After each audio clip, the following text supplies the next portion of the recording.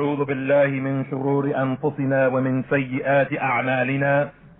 من يهده الله فلا مضل له ومن يضلل فلا هادي له، وأشهد أن لا إله إلا الله وحده لا شريك له، وأشهد أن محمدا عبده ورسوله. يا أيها الذين آمنوا اتقوا الله حق تقاته ولا تموتن إلا وأنتم مسلمون. يا أيها الناس اتقوا ربكم الذي خلقكم من نفس واحدة وخلق منها زوجها وبث منهما رجالا كثيرا ونساء، واتقوا الله الذي تساءلون به والأرحام إن الله كان عليكم رقيبا.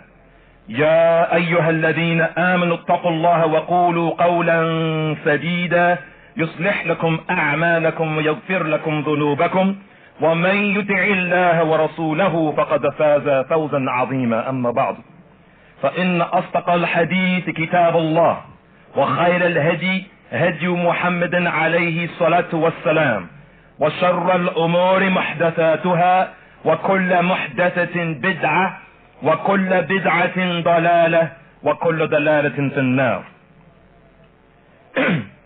Allah subhanahu wa ta'ala says in his noble book, ما أصاب من مصيبة في الأرض ولا في أنفسكم إلا في كتاب من قبل أن نبرأها إن ذلك على الله يسير. No calamity, no misfortune, no mishap, no accident of any sort befalls on the earth or in yourselves, but it is inscribed in the book of decrees before we bring into existence. Surely that is easy for Allah. Allah subhanahu wa ta'ala says in this ayah of Surah Al-Hadid that there's nothing, brothers and sisters in Islam, that happens to us, we as Muslims, or those of us who are non-Muslims, or anything in this existence, except that Allah subhanahu wa ta'ala has already determined that it was going to happen to us. There's nothing that happens in this existence, more specifically al-masa'ib, those calamities and misfortunes that befall us, except that Allah subhanahu wa ta'ala has already had it prescribed for us. Allah subhanahu wa ta'ala is the one الذي خلق الموت والحياة ليبلوكم أيكم أحسن عملا وهو العزيز الغفور. He is the one who created death and life to try you. To try you. Why? He already knows, so that we may know, we may demonstrate to Allah subhanahu wa ta'ala who of us are best in conduct. So he tries us. And this is why the scholars of Islam say that this dunya, hayatul dunya, is darul ibtila wal imtihan. It is the abode of trials and tribulations, the abode of test. This is one of the main reasons why we're here. It is a test.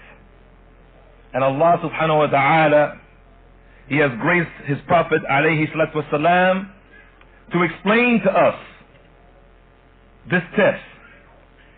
عن أبي العباس عبد الله بن عباس رضي الله تعالى عنهما ورضاهما قال: كنت خلف النبي صلى الله عليه وعلى آله وسلم يوما فقال لي: يا غلام، إني أعلمك كلمات، احفظ الله يحفظك، احفظ الله تجده تجاهك، إذا سألت فاسأل الله، وإذا استعنت فاستعن بالله، واعلم أن الأمة لو اجتمعت على أن ينفعوك بشيء لم ينفعوك إلا بشيء قد كتبه الله لك، وإن اجتمعوا على أن يضروك بشيء لم يضروك إلا بشيء قد كتب الله عليك.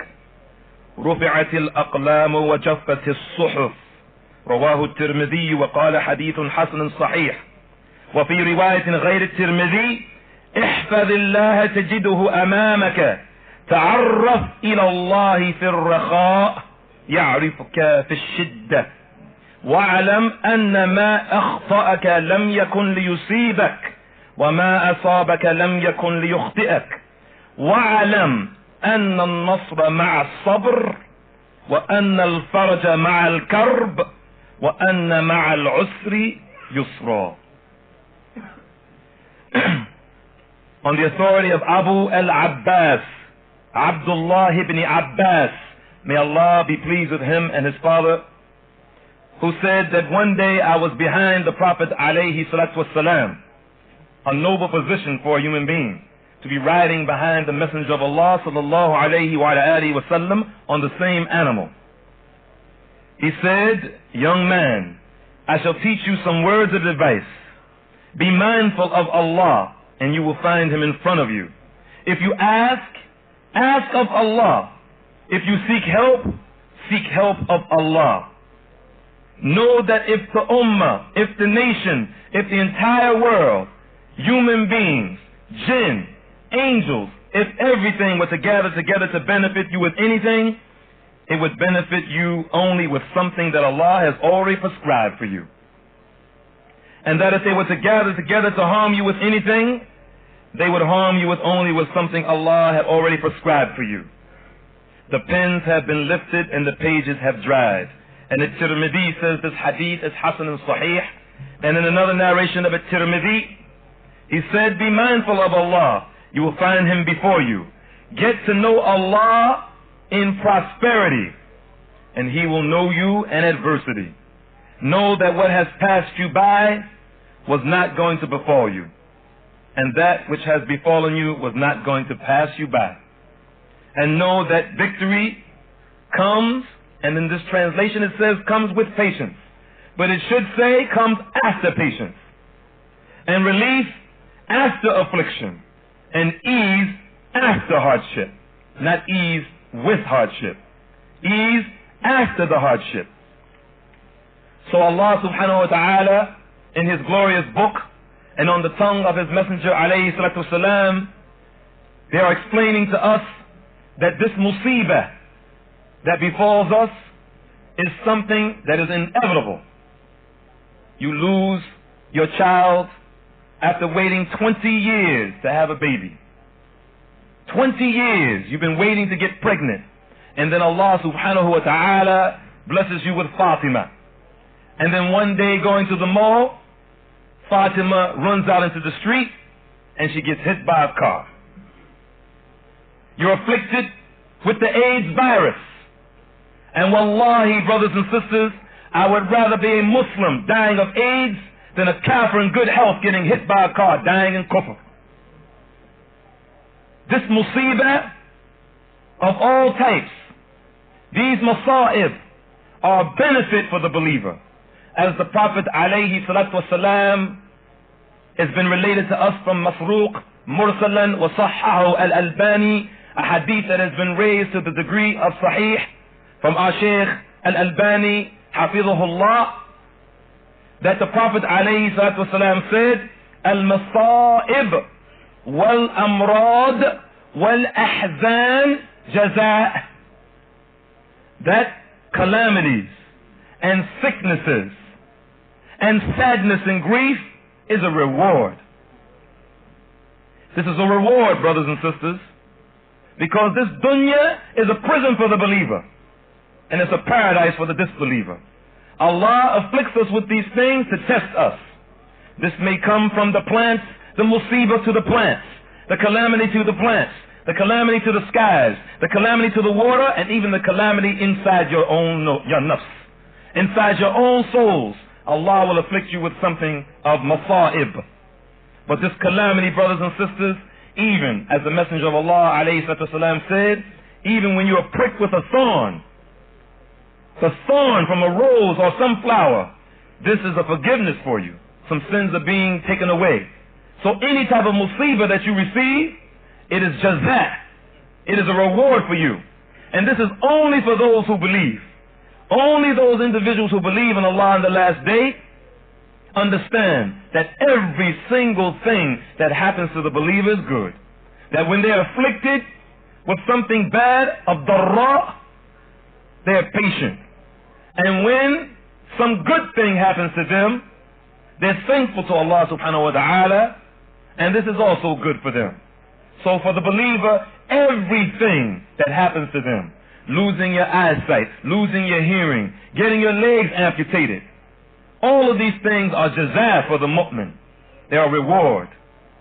As Allah subhanahu wa ta'ala has mentioned in the Qur'an, ما أصاب من مصيبة في الأرض ولا في أنفسكم إلا في كتاب من قبل أن نبرأها إن ذلك على الله يسير. No calamity befalls on the earth, nor in yourselves what is inscribed in the book, Al-Lawh al-Mahfuz, the book in which Allah subhanahu wa ta'ala had it written 50,000 years before the creation, that you were going to fall down the stairs and break your neck. 50,000 years before the creation, that you were going to get leukemia. 50,000 years before the creation, that you were going to have that massive heart attack and a stroke all at the same time. All of these things are already written, brothers and sisters in Islam, and we should be patient, and we should persevere, and we should be constant, because Allah subhanahu wa ta'ala has a great reward for us. And some of the people of the past, some of our noble predecessors, our pious individuals who have preceded us, they have said, Al-Hayatu Tayyiba hiya al-Rida wal-Qana'ah. That the good life, we always ask for the good life, the good of this life, not just any life, but the good, sweet, pleasant life is pleasure and contentment. Pleasure and contentment with what? Pleasure and contentment with whatever Allah afflicts you with, whether it be good or bad. Whether it be good or bad. Because for the mu'min, everything is good. Alhamdulillah Rabbil Alameen.